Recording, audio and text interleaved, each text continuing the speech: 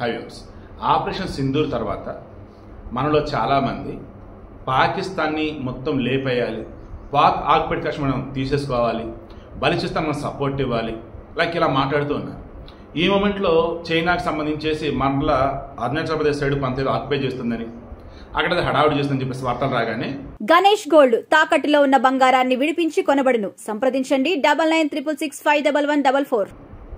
అసలు చైనా వాడే మొత్తం పాకిస్తాన్ వెనుకుని నడిపించింది అండ్ ఇప్పుడు వచ్చేసి ఏకంగా ఆ రకం చేయకపోతున్నాడు ఏంటి వాడు, చాలా ప్రమాదం అండి ఈ చైనాతో, ముందు వాడితో కట్ చేయండి అదే అన్నారు. దాన్ని ఒకసారి క్రాస్ చెక్ చేశాను. అప్పుడు తెలిసింది ఏంటంటే ఆపరేషన్ సింధూర్తో కళ్ళ ముందు కనిపిస్తున్నది పాకిస్తాన్ మనం దుమ్ము రేపాం. దాన్ని వెనకున్నది ఏంట్రా బాబు అంటే చైనాని ఆల్మోస్ట్ అందరి ముందు ఎర్రి పప్పని చేసి పెట్టాం. మనం సీజ్ ఫైర్ ప్రకటించాం కదా, అంటే యుద్ధం ఆగిపోయిందన్నట్టు అనుకుందాం. ఈ షహబాజ్ షరీఫ్ ఎవడు పాకిస్తాన్ ప్రధాని, మాకు చైనా అండగా ఉంది, చైనా మేము జాంజీరును, చైనా వాళ్ళు సాధ్యం హడావుడి చేశారు కదా. అది ఎలాగా అంటే ఎవరు రారా కొండేరి పప్ప, నీ వాళ్ళెరా భారతదేశం ముందు మా పరుగు పోయింది, ప్రపంచంలో మమ్మల్ని వస్తుందిరా బాబు, దా నువ్వే గల్లా అని చెప్పేసి అలా పిలిచినట్టుంది. అవునా కదని క్రాస్ చెక్ చేస్తే ఆల్మోస్ట్ అదే నిజం. ఎయిర్ డిఫెన్స్ సిస్టమ్ అంటూ పాకిస్తాన్ కోట్లు ఖర్చు పెట్టి కొనుక్కునేది చైనా దగ్గర నుంచి, డ్రోన్లు మిసైల్స్ అంటూ కొనుగోలు చేసింది చైనా దగ్గర నుంచి, పాకిస్తాన్ వాడి చాలా వరకు బాంబులు డ్రోన్లు కూడా చైనా వాడే, మధ్యలో తుర్కీయే ద గ్రేట్ టర్కీ, ఒకప్పుడు ఖలిస్తాన్ కాదండి ఒట్టమన్ సామ్రాజ్యం ఉండేది, ఖలీఫా సామ్రాజ్యం అంటే ముస్లింలు అందరికీ హెడ్ అన్నవాడు ఖలీఫా, అతను వచ్చేసి ఒట్టమన్ సామ్రాజ్యానికి అధినేత టర్కీలో ఉంటాడు. ఇక రిమైనింగ్ ఎన్ని దేశాల వాళ్ళు ఎక్కడెక్కడ రాజులు పరిపాలిస్తున్న చక్రవర్తులుగా ఉన్నా వారంతా కూడా ఒట్టమన్ సామ్రాజ్యం కింద పాలకులు అన్నట్టు సామంతులు అన్నట్టు లెక్క.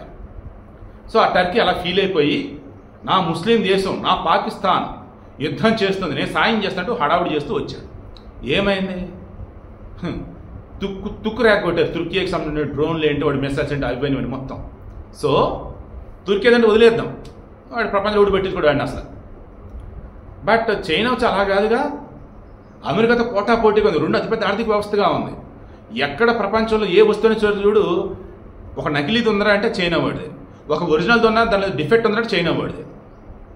అలా ఇప్పుడు వాడి యొక్క ఎయిర్ డిఫెన్స్ సిస్టమ్ తుస్సుమంది అండ్ మెయిన్ చూస్తున్నప్పుడు వాడి వెపన్స్ ఏవైతే అవి తుస్సుమని. సింపుల్గా పాకిస్తాన్ని చైనా వాడికి సంబంధించిన ఆయుధాలు ఏవైతే ఉన్నాయో అవన్నీ టెస్ట్ చేసే ఒక మైదానం లాగా గ్రౌండ్ లాగా చేశాడు. ఈ పాకిస్తాన్ వాటిని ప్రయోగించాడు ఎవరి మీద, మన మీద. మనమేం చేసాం, తునకలు చేసి అవతల పడేసాం. మన దగ్గర S-400 ఎయిర్ డిఫెన్స్ సిస్టమ్ ఉంది, ఇది రష్యా మనం సంయుక్తంగా డిజైన్ చేసింది. అండ్ మన దగ్గర బ్రహ్మోస్ క్షిపణులు ఉన్నాయి, సూపర్సోనిక్ మిసైల్స్, అవి ఎవరు డిజైన్ చేసినవి, రష్యా మన కలగలిపి డిజైన్ చేసినవి అవి. అండ్ రఫేల్ యుద్ధ విమానాలు ఫ్రాన్స్ వాళ్ళు మనకి ఇచ్చినవి, కొనుక్కున్నవి. చెప్పుకుంటూ పోతే వరల్డ్లో టాప్ మోస్ట్ మిలిటరీకి సంబంధించిన అణ్వాయుధాలకు సంబంధించి అణ్వాయుధాలు మన దగ్గర ఉన్నాయి, కానీ న్యూక్లియర్ అవి కాదు, నార్మల్ వెపన్స్ సంబంధించి హై అండ్ ఏవైతే అవన్నీ మన దగ్గర ఉన్నాయి. వాటన్నిటి ప్రయోగించాం, అన్ని సక్సెస్. పాకిస్తాన్ ప్రయోగించాం, మొత్తం ఫెయిల్. ఎవడురా అంటే చైనా. అంటే చైనా ఎంత ఎర్రిపప్పో, వాడు వస్తువులు ఎంత నాసిరకమో ఈరోజు ప్రపంచానికి తేలిపోయింది. దాంతో ఓస్తున్నారు చైనా అని.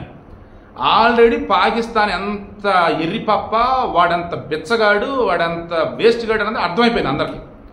బలూచిస్తాన్ వాళ్ళు సింపుల్గా లేపి మరీ కొట్టారు పాకిస్తాన్ సైనికులని, దెబ్బకి వెళ్ళిపోయారు బలూచిస్తాన్ నుంచి. బలూచిస్తాన్ రాజధాని క్వెట్టాని ఇప్పుడు బలూచిస్తాన్ లిబరేషన్ ఆర్మీలు హ్యాండ్ ఓవర్ చేసుకొని అన్ని దేశాలకు చెప్తున్నారు, అయ్యా మీ ఎంబసీలు ఇక్కడ ఏర్పాటు చేయండి, ఐక్యరాజ్య సమితి మా బలూచిస్తాన్ ప్రత్యేక దేశం గుర్తించాలని చెప్పేసి చెప్తా ఉన్నారు. ఇక ఈ మూమెంట్లో చైనాకు సంబంధించి ఆలోచిస్తున్నప్పుడు ఈ గ్వాదర్ పోర్ట్ ఉంది కదా బలూచిస్తాన్లో ఉంటుంది, దానిని అత్యధికం వచ్చేసి చైనా వాడిదే. ఇప్పుడు తలబొట్టుకుంటా ఉన్నాడు. ఎందుకు, నువ్వు భారత్తో ఇది చేసుకుంటూ నీ దేశం జరుగుతున్న చూసుకోలేకపోయావు ఎదవా. ఇప్పుడు ఆ గ్వాదర్ పోర్ట్ నుంచి నాకు కావాల్సిన ఎలా తెచ్చుకోవాలి ఏంటి అని చెప్పేసి వాడు మొత్తుకుంటాడు. అసలు ఈ పాకిస్తాన్ ఏంటి, చాలరా బాబు నీ దరిద్రం, నీ తిన్నాళ్ళు అంటగాకి నీ సంకనాకినందుకు దోలు తీరింది మాకు, సేఫ్ పోరా బాబు అన్నట్టుగా ఇండైరెక్ట్ చెప్తూ అమెరికా దగ్గరికి పోతున్నాడు ఈ పాకిస్తాన్ వాడు. అమెరికాకి చేరికి అసలు పడతల్లా. ఈ అమెరికా ఏం చేసింది, ఇంటర్నేషనల్ మానిటరీ ఫండ్ ద్వారా $1 బిలియన్ ఇప్పించారు. ఒక డాలర్ వచ్చేసి 281 రూపాయలు, ఏది పాకిస్తాన్ కరెన్సీలో. అప్పుడు 28,120 కోట్ల రూపాయల వర్త్ వచ్చేసి IMF నుంచి పాకిస్తాన్కి లోన్ ఇప్పించున్నాడు ఈ అమెరికా వాడు. ఎందుకంటే అందులో అత్యధిక షేర్ IMFలో వచ్చేసి అమెరికా వాడిదే ఉండేది. చైనా వాడు వచ్చేసి ఏం చేసిన వాడు డబ్బులు ఇచ్చింది లేదు, ఇచ్చిన వెపన్స్ తొప్పాసివి. దాంతో అడ్డంగా పాకిస్తాన్ బుక్ చేసిన ఎవడంటే చైనా వాడు, కాపాడింది ఎవడంటే ఇండైరెక్ట్గా అమెరికా వాడు. దాంతో ఆల్మోస్ట్ చైనాను దూరం పెట్టేస్తున్న పాకిస్తాన్. అండ్ పాకిస్తాన్ వెపన్స్ అవన్నీ తుస్తూ డావాలని అర్థమైపోయింది. ఇప్పుడు తలెత్తలేకపోతున్నాడు చైనా వాడు.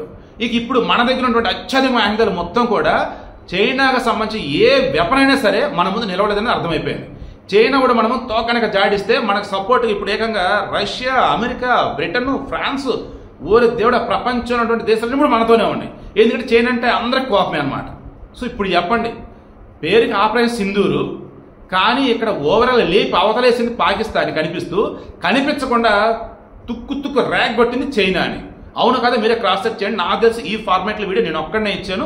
కావంటే మీరు ఇన్డెప్త్ వేలో కూడా క్రాస్ చెక్ చేస్తే నేను చెప్పింది కరెక్ట్ అని మీకు కూడా అనిపిస్తుంది.